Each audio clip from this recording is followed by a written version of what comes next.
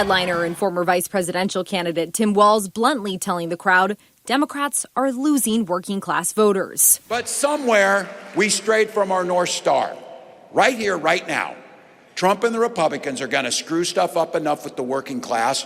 We're going to have an opportunity to be their champions. Notably missing was his running mate, Kamala Harris. She appeared only in video amid chatter about if she'll enter the race to replace Governor Gavin Newsom. Our fight to advance freedom and justice must continue. If Harris decides to get in, she'd be an instant frontrunner. But experts say it wouldn't be without a primary fight. She'd probably have the most uphill fight of any frontrunner that I've ever seen in politics, California or elsewhere. Voters generally don't like coronations unless they like the person being coronated. Saying growing questions surrounding President Joe Biden's cognitive health could hurt his former VP. The biggest challenge for Harris is the Joe Biden question. What did she know and when did she know it? Harris is expected to make a decision by the end of summer. Other candidates for California governor include former Congresswoman Katie Porter, former Health Secretary Javier Becerra, Lieutenant Governor Eleni Koulianakis on the Democratic side, and for Republicans, Riverside County Sheriff Chad Bianco and former Fox News host Steve Hilton are hoping for a GOP comeback. Those are just some of the more than a dozen who are already interested in running, and we are exactly 1 year out from the 2026 primary on June 2nd next year. Live in the studio, Monica Madden, ABC 7 News. Boy, oh boy, oh boy, oh boy, oh boy. So we got to talk about Kamala Harris because there's a lot of speculation that instead of running for president, that she is going to run for the governor of California. Now, I have some bad news for Kamala because it seems like donors are not excited to throw their support around Kamala. And one of the reasons why is for one of the reasons that I told you guys will haunt the Democrat Party moving forward into the future. The questions about Joe Biden and what Democrats knew about Joe Biden's mental deterioration is part of the reason why donors are now speaking out and they're trashing Kamala, right? They're basically saying, listen, we're not really that excited about her entering the race. And, you know, although it is likely that if she enters the race, she's going to be the front runner, it doesn't necessarily mean that she is a surefire favorite to win. Okay, so yeah, it looks like Kamala Harris's momentum is going away quickly. Okay, and if she can't incite people to run for governor of California, then I'm not entirely sure how she will win a Democrat primary, which would be totally embarrassing for Kamala. And I think that's part of the reason why she's leaning more towards running for governor than running for president again, because if she happens to lose the Democrat primary to, for example, somebody like Pete Buttigieg or an AOC, then that's going to be very embarrassing. And there are some polls that have suggested that that's actually what could happen. When we ask that question nationally, who folks want to see as the next leader of the party, as the presidential nominee in 2028, Democrats nationwide don't necessarily agree with that. So we have Pete Buttigieg at 16%, followed by Kamala Harris at 12%, Gavin Newsom also at 12%, and then all others are under 10%. So, you know, I don't think that this necessarily speaks to the progressive wing of the party. I wouldn't label most of these candidates as progressives. Now, if we look a little bit further down, it is interesting. We see that AOC is at 7%, so she does okay here, tied with Josh Shapiro, also at 7%. Now, AOC leads with those who are under 30 years of age. That's maybe not surprising. We're going to see the most progressive folks in sort of that age bracket. And then Newsom and Buttigieg do best with those who are older, over the age of 60 roughly. So again, I don't see a groundswell for progressive candidates here, but I do think that AOC sort of holds her own, at least in this test ballot. Yeah. So first thing I want to say about that clip and that dude in particular is that he does not understand that Kamala Harris is a progressive, Gavin Newsom is a progressive, Pete Buttigieg is a progressive, AOC is a progressive. Yeah, all the top candidates in the Democrat Party are progressives, right? Bernie Sanders, like, look at these people. Buttigieg, Harris, Newsom, Ocasio-Cortez, and Sanders, right? Basically, you look at the top 6 people, okay? The top 6 in the Democrat Party are progressives. It's a progressive party. Like, come on now, right? Let's be real, okay? Yeah, so this is really, really, really, really, really bad news for Kamala Harris. Okay, some of you guys may say, well, why is it bad news? Well, she's only in second place. It's not that bad. Well, what you have to understand is that Kamala Harris, considering how she was just the Democrat Party nominee and she was just the vice president last year, the fact that she's not leading going into 2028 is a really bad sign, right? She should be blowing out the rest of the competition. Okay, that is what should be happening. But that's not what's happening, which I think kind of goes to show you how Kamala Harris becoming the nominee would not have been a shoo-in had they chosen to have a primary after they made Joe Biden drop out. And I think that's part of the reason why they coordinated Kamala Harris, why they just gave her the nomination, is because if they actually had a real election, she probably would have lost, right? She probably would have lost. Okay, so again, she has Pete Buttigieg. Pete Buttigieg right now, at least according to Emerson, okay, is the front runner. And he has 0% of the black vote. Kamala has 30%.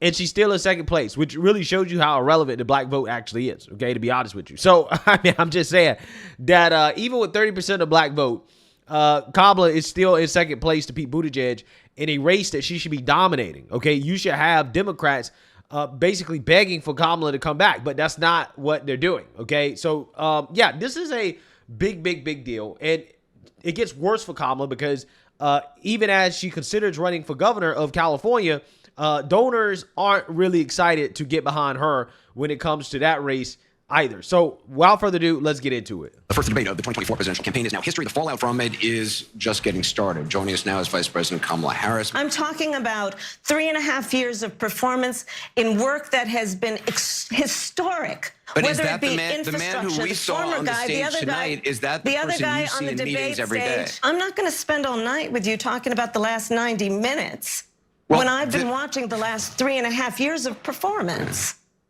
She tried, didn't she? Former Vice President Kamala Harris has yet to announce her next move politically, but according to a report from Politico, some California Democratic donors, they are not thrilled about the idea of her running for governor.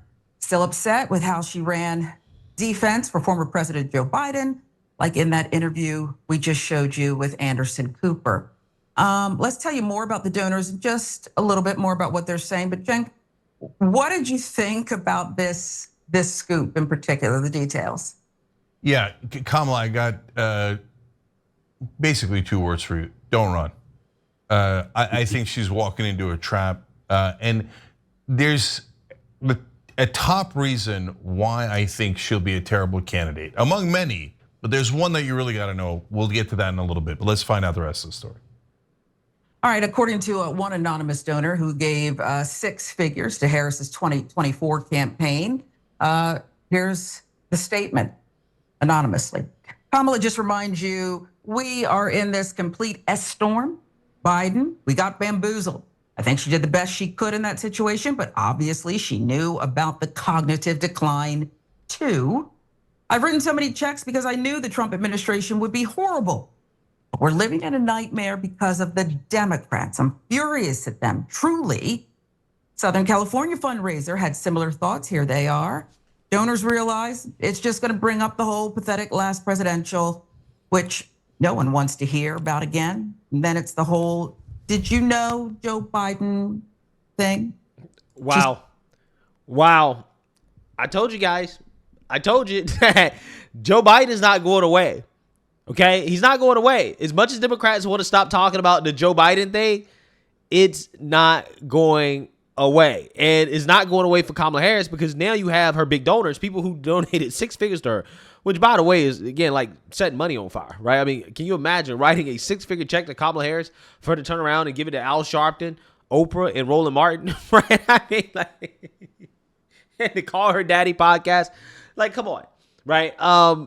Yeah, complete and total waste of money. But what they're saying, again, it's the same thing that's coming up over and over and over again, which is that, well, Joe Biden, what did Kamala know? And the fact is that there is a feeling of distrust for Kamala Harris, and rightfully so, because how can you trust somebody that lied to you about something so obvious that everybody saw it except the mainstream liberal media and the Democrat Party, right? You can't trust a person that they'll lie to you like that. What else would she lie about? Not only that, when she got in the race, she basically wasted $1.5 billion, okay, that she had spent on her campaign. So not only is she bad with money, but she also lies. I'm not sure how is it that if you are a person with money, if you are a donor, how are you supposed to get behind somebody like Kamala Harris, right? What is there to be excited about? There's nothing to be excited about. And this is a really, really, really bad sign for her, because if she can't win this governor's race, her career is over. She doesn't have a political career, right? If she can't win out there in California, yeah, that is not going to be good, because I'm assuming she has presidential aspirations again in the future. I think that she realizes her time might not be now. She might need to, do something else in order to improve her resume, because again, that stain of the Biden administration is the last thing that's on her resume. So I get why she would run for governor before deciding to run for president again. But if she can't win this governor's seat, I'm not sure exactly what political office she can win, right? Major political office. That's not an embarrassment, like a major downgrade. I mean, it's already embarrassing enough to be running for governor after being vice president, right? Vice president, you're supposed to run for president next, right? You're supposed to be next up. But as you guys saw at the beginning of this video, she's not guaranteed to win. And if she doesn't win the Democrat primary as the former vice president, then yeah, she's cooked, right? She's very, very, very cooked, okay? So again, if she loses in California, or if she loses the Democrat primary, no matter what she does, her career is over. It's done. And it seems like donors aren't necessarily excited to get behind her for any type of position that she's running for. She stood still. She still would probably lead, apologies, but honestly, no one is incredibly pumped. According to Scott Drexel, Bay Area-based donor advisor, here's this to consider. Many Democratic givers don't blame Harris for the November outcome, but neither are they inclined to see Harris waltz into the race and expect the party to automatically fall behind her. And others told Politico that the longer Harris waits, the less momentum she has. Drexel stated this: it's very fair to say there's not an overwhelming clamor for her candidacy. Very hard for there to be one if it's not 100% clear if she really wants to do it.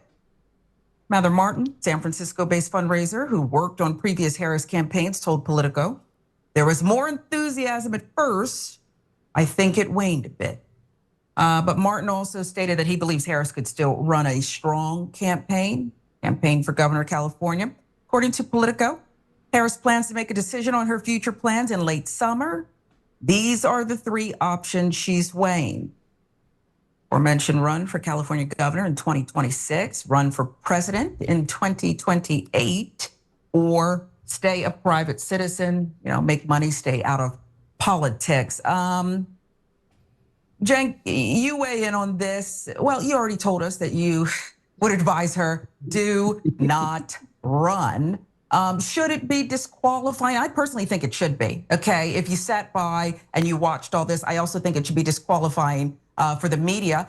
And frankly, folks like Jake Tapper, who are paid to tell us the truth, but are now getting paid for some book that'll probably be turned into a movie after we needed to know what we needed to know. But you guys weigh in on what you think of the reporting here and what it might mean. Yeah, so there's a ton of reasons not to run. So what if she loses and she gets Andrew Cuomo'd, right? And then leaves her career basically in embarrassing fashion. She's gonna have to answer the Biden question. There's many, many more, but there's one that I wanna focus on. She's not sure if she wants to run, and people aren't overly excited about her. Why? What's the core reason? Yeah. The core reason is because she's not actually trying to fix something. She's not running to get something done. So for example, like if I was gonna run, and the time that I did run, and I told you guys, we gotta get money out of politics, and nobody's willing to do it. In order to do it, you have to actually call out both Republicans and Democrats by name. And you have to show how much money they're getting from all these donors. Otherwise, people are never going to see it. You see how animated I am by it. Do you see Kamala Harris being animated by anything? She's trying to decide what's good for her career. And no one even realizes that's the problem. Nobody cares about your career. maybe reporters do and other Democrats do, but the voters care about what you're gonna do for them. And she hasn't even thought about that yet. It doesn't animate her. That's why she's like, should I run or should I not run? My God, if I was the former vice president and I had a chance to run California, I would do it. Why would I do it? Because I'd be like, we haven't fixed homelessness at all. And we spent $24 billion. Where'd the money go? I want to fix it. And I want to make California beautiful. And I want to do all these things. But she's like, should I run for president? Should I run for governor? Should I go run something else? Me. All these corporate Democrats are just empty shells. That's the number one problem. Waz, what do you think? Yeah, so I don't care about what this black dude has to say, right? I really don't care about what Czech has to say. But I think that he does make some valid points in the sense that he's right. Yeah, I mean, Kamala Harris is a very corporate politician. She's a very calculated individual in the sense that she's not running because she actually wants to help people. She's running because she's doing whatever is best for her career. But the reason why she's undecided is because she knows that if she loses, right, if she loses a Democrat primary in a national race, is over, right? If she loses the California governor's race, is over, right? So she's probably thinking about, does she go with the safe option or does she go with the more riskier option, which would be, again, running in a Democrat primary, and what that could mean for her career if she loses, right? And I think that really is what she's thinking about. Okay, what's the best way, the best path to get back into the White House?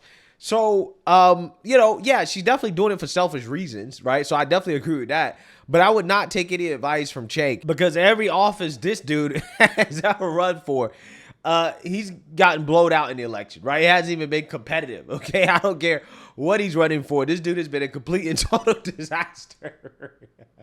Remember, he tried to run for president. Even though he's not eligible, he tried to run for president and nobody voted for this man. So again, I would never take advice from this guy. He's always wrong. But hey, sometimes he makes some decent points. Again, like for example, when it comes to Kamala being an empty shell, right? Because that is what she is. And ultimately at the end of the day, it's a bad sign when nobody is excited about the former VP running, right? And you would think that people would give her the benefit of doubt in the sense that, okay, well, she got in the race late. But she's so unexciting, right? She's so bad and not talented that, people are saying that, look, we're not even excited about her running for the governor of California. In fact, they'd probably rather her not get in the race. To be honest with you, they'd probably rather see somebody else. And again, I have my doubts that Kamala could even win a Democrat primary. So I'm just saying that this is really bad news for her. And I personally think that her career, her political career, could very well be over, right? I mean, she might have to go back to the private sector, which I don't think she's ever worked in the private sector. Again, somebody correct me if I'm wrong, but I believe she's basically been in government office her whole life. So I'm not entirely sure what she's going to do at this point, but it seems like she is not able to excite anybody anymore in the Democrat Party. And if she can't do that, then I don't know what she's going to be able to do. So, it's just funny to me because the same thing continues to come up. And it's not just a Kamala problem when it comes to Joe Biden. It's going to be everybody who was close to Joe Biden, who had communications with Joe Biden. Every Democrat on that stage is going to be asked about Joe Biden. It's just not going to be Kamala Harris. Kamala Harris is just going to get the worst of it because she was VP. But trust me, Gavin Newsom is going to get asked this question. Pete Buttigieg will be asked this question. AOC will be asked this question. Josh Shapiro, all of the Democrats, every Democrat on stage, they're going to be asked about Joe Biden. Joe Biden is not going away. He will continue to haunt the Democrats going into 2028. And it's 100% their fault because they should have been upfront and honest about Joe Biden. And he shouldn't have ran, right? He shouldn't have ran, period. And the fact that they, again, finagled their own primaries and they did the things they did has put them in this situation where they really don't know where to go, right? They don't know where to go with their party. And this is why you have these progressive lunatics taking over because there's no real leadership. No real leadership. So let me know what you guys think. Make sure you like, comment, and subscribe. Most importantly, share a Black conservative perspective. Peace.